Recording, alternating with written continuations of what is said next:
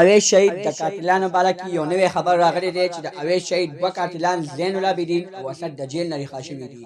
د زین العابدین او د اسد یو نوی بیان راغلی دی. په هغه بیان کې د پولیسو ټول حقیقت راښکاره کړی دی، کوم ظلم چې په دوی باندې شوی و. دوستانو، که چېرې تاسو د دې حقیقت نه ځان خبرول غواړئ، که اوسه پورې چا زموږ د چینل مخه نه وي سبسکرایب کړی، خو موږ زموږ د چینل مخه سبسکرایب کړئ، د تلې نشان څخه مخه ووهئ. زموږ هر یوه نوې معلوماتي ویډیو تاسو ته په اسانۍ سره میلاویږي. دوستانو، اویس د ډله چارسرې په خلیچن مندني علاقه کې اوسېدو. د اویس شهید پلار بختور شاه ډېر غریب سړی و. د به خپله حقه حلاله مزدوري کوله او خپل بچي به یې په هغه حلاله مزدورۍ باندې غټول. او اویس شهید په اسلامیه کالج پېښور کې سبق ویلی، خو چا د هغه سبق نه پرې نه خوستو او چا ډېر بېدردۍ سره قتل کو. اخر چا قتل کو؟ بیا د هغې نه بعد پولیسو خپل تفتیش شروع کړی و.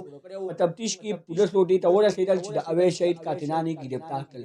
د اویس شهید قاتلان هغه نه و، هغه پولیسو په زبردستۍ باندې ګرفتار کړي وو. دا د اویس شهید د قاتلانو د خولې وینا ده.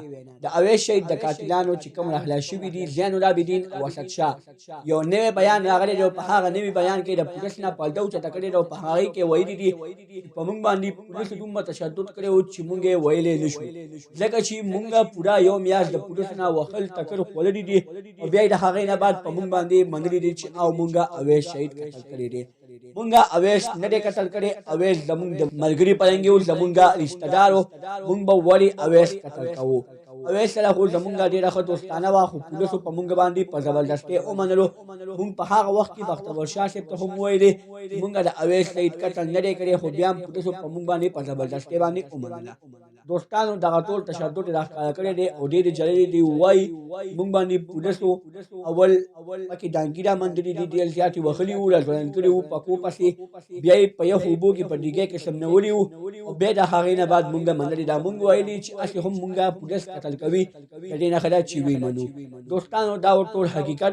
زموږ دا ویډیو خوښه شوې وي، زموږ د چینل مخه سبسکرایب کړئ، تلې نشان څخه مخه ووهئ. زموږ هر یوه نوې معلوماتي ویډیو تاسو ته په اسانۍ سره میلاویږي. والسلام.